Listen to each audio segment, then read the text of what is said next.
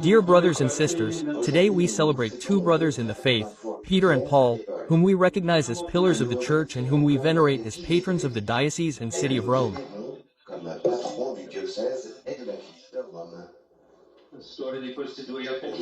The story of these two apostles also speaks to us deeply. We who form the community of the Lord's disciples who are on pilgrimage at this time.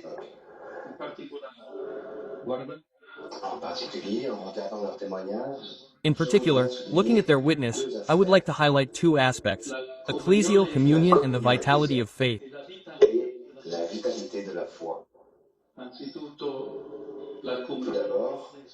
First of all, ecclesial communion, the liturgy of this solemnity.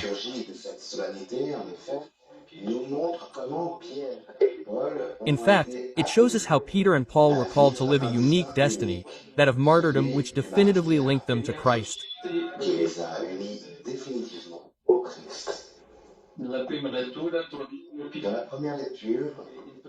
In the first reading, we find Peter in prison awaiting execution.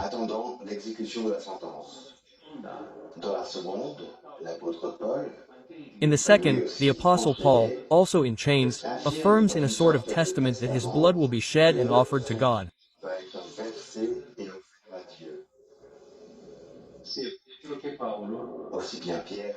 Both Peter and Paul give their lives for the cause of the gospel.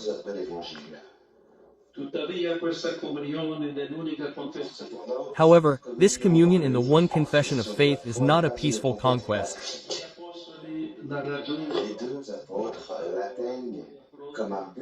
The two apostles attain it as a goal that they reach after a long journey during which each embraced the faith and lived the apostolate in a different way.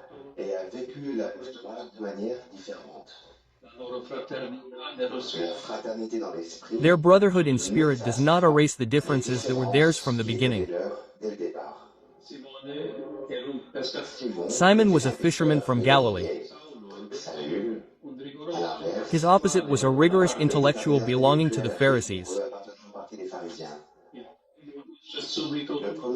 The first immediately left everything to follow the Lord.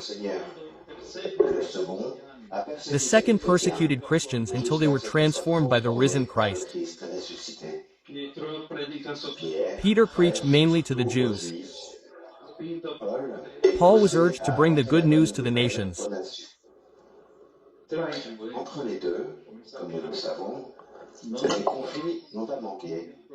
Between the two, as we know, there was no shortage of conflicts regarding their relationship with the pagans, to the point that Paul said when he came to Antioch, "I withstood him to the face, because he was clearly in the wrong."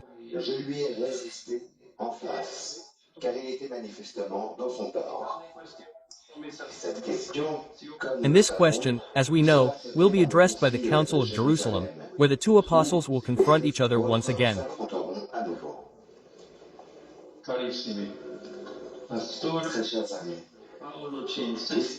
Dear friends, the story of Peter and Paul teaches us that the communion to which the Lord calls us is a harmony of voice and countenance that does not cancel out the freedom of each.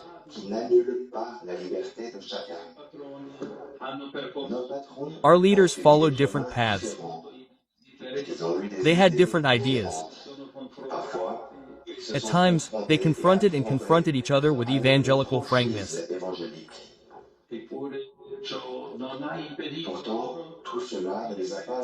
However, all this did not prevent them from living the Concordia Apostolum, the concord of the apostles, that is, a living communion in spirit, a fruitful harmony in diversity.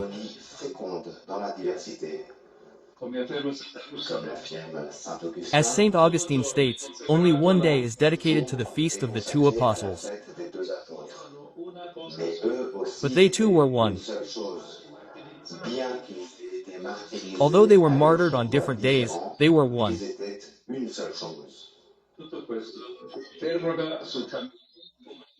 All this raises questions for us about the path of ecclesial communion. This is born of the impetus of the Spirit. It unites diversity and creates bridges of unity in the variety of charisms, gifts and ministries.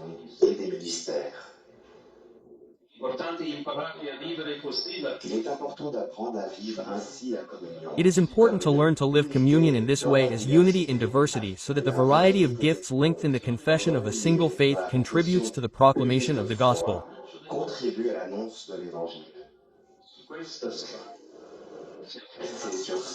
It is on this path that we are called to walk, looking precisely to Peter and Paul.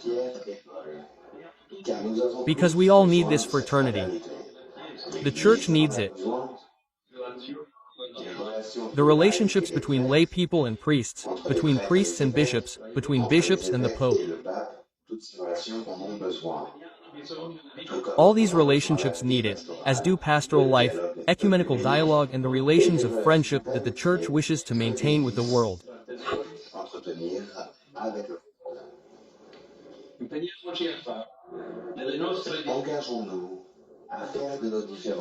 Let us strive to make our differences a laboratory of unity and communion, of fraternity and reconciliation, so that each person in the Church, with his or her own personal history, learns to walk with others.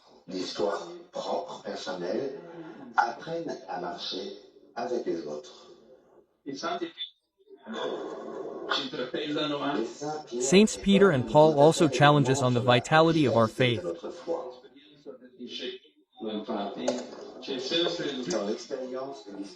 In the experience of a disciple, in fact, there is always the risk of falling into habit, into ritualism, into pastoral patterns that are repeated without being renewed or responding to the challenges of the present.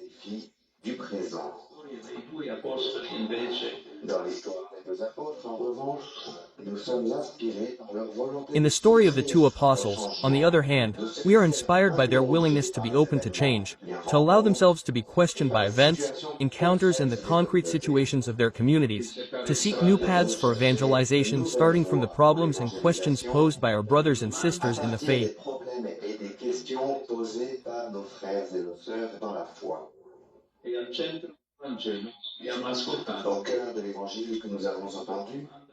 At the heart of the gospel that we have heard is precisely the question that Jesus asks his disciples and that he also addresses to us today so that we can discern whether the journey of our faith retains its dynamism and vitality.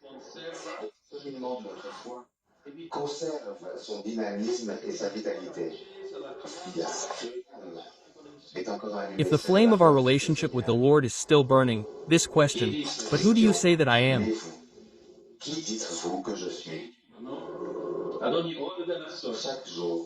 Every day, at every hour of our history, we must always pay attention to this question.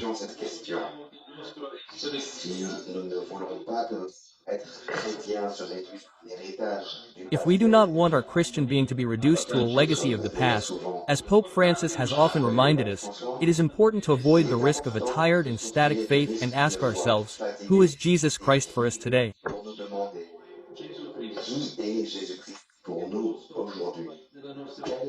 What place does he occupy in our life and in the action of the Church? Can we bear witness to this hope in our daily lives and proclaim it to those we meet?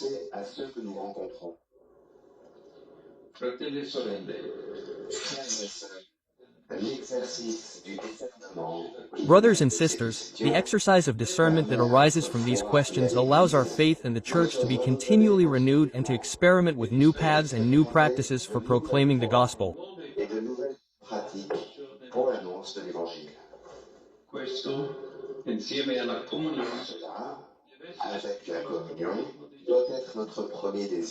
This, together with communion, must be our first desire, and today I would like to address the Church in Rome in particular, because more than the others, it is called to become a sign of unity and communion.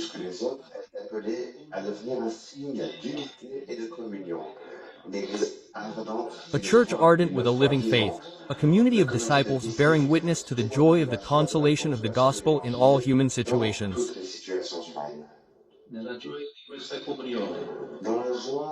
In the joy of this communion that the journey of Saints Peter and Paul invites us to cultivate.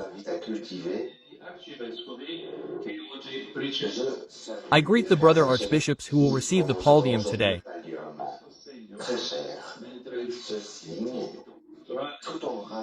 Dear ones, this sign, while recalling the pastoral task entrusted to you, expresses communion with the Bishop of Rome, so that in the unity of the Catholic faith, each of you may nourish it in the local churches entrusted to you. les églises locales qui vous sont confiées.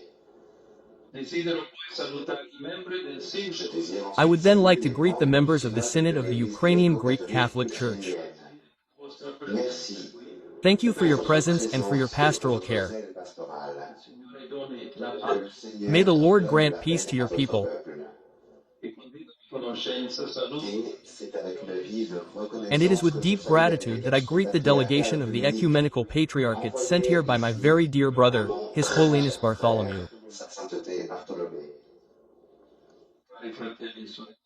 Chers frères et sœurs, La testimonianza dei édifiés par le Dear brothers and témoignage des sisters, apôtres edified by Pierre the et witness of the Paul, holy apostles Peter and Paul, let us walk together in faith and in communion and invoke their intercession upon all of us, upon the city of Rome, upon the Church and upon the whole world.